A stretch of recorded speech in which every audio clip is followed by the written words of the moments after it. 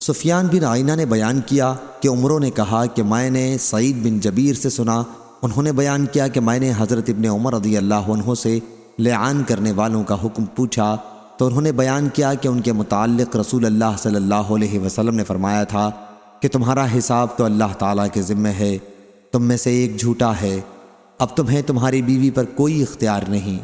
ان صحابی نے عرض کیا کہ میرا مال واپس کرا دیجئے جو مہر میں دیا گیا تھا۔ حضرت صلی اللہ علیہ وسلم نے فرمایا کہ اب وہ تمہارا مال نہیں ہے،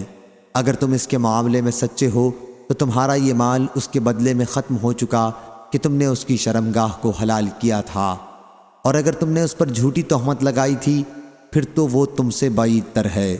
سفیان نے بیان کیا کہ یہ حدیث میں نے عمرو سے یاد کی، اور ایوب نے بیان کیا کہ میں نے سعید بن جبیر سے سنا، کہا کہ میں نے ابن عمر رضی اللہ عنہ سے ایسے شخص کے متعلق پوچھا جس نے اپنی بیوی سے لعان کیا ہو، تو آپ نے اپنی 2 انگلیوں سے اشارہ کیا۔ سفیان نے اس اشارے کو اپنی 2 شہادت اور بیچ کی انگلیوں کو جدا کر کے بتایا کہ نبی کریم صلی اللہ علیہ وسلم نے قبیلہ بنی عجلان کے میاں بیوی کے درمیان جدائی کرائی تھی، اور فرمایا تھا کہ اللہ جانتا ہے کہ تم میں سے ایک جھوٹا ہے، تو کیا وہ رجوع کر لے گا؟ آپ نے 3 مرتبہ یہ فرمایا۔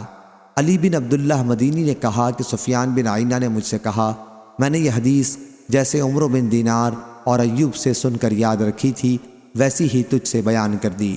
صحیح بخاری حدیث نمبر 5312۔